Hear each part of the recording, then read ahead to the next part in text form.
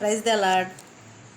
Today దేవుని వాగ్దానము కీర్తనలు 98 1-5 వాక్యాలు. యెహోవా ఆశ్చర్యకార్యములు చేసి ఉన్నాడు, ఆయనను గూర్చి కొత్త కీర్తన పాడుడి. ఆయన దక్షిణ హస్తము, ఆయన పరిశుద్ధ బాహువు ఆయనకు విజయం కలుగజేసి ఉన్నది.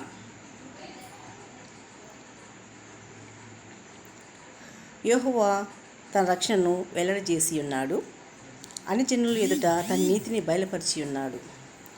ఇశ్రాయేలు సంతతికి తాను చూపిన కృపావిశ్వాసాన్ని బట్టి కృపావిశ్వాసను ఆయన జ్ఞాపకం చేసుకుని ఉన్నాడు.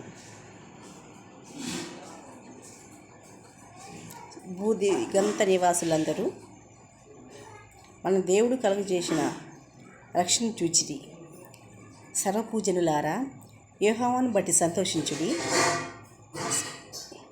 ఉత్సహించుడి, ఆర్భాటంతో సంగీత గానము చేయుడి, కీర్తనలు పాడుడి. సితార స్వరంతో యెహోవాకు స్తోత్ర గీతములు పాడుడి. అవునండి, మనం నమ్మిన దేవుణ్ణి ఇప్పుడు మనం స్తుతిస్తూ ఉండాలన్నమాట.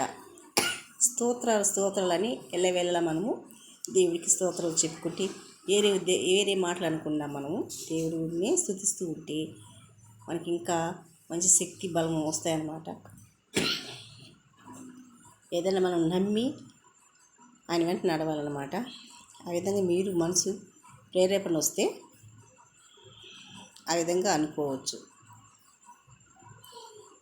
ఈ వీడియో మీకు నచ్చితే లైక్ చేసి షేర్ చేయండి. Thank you.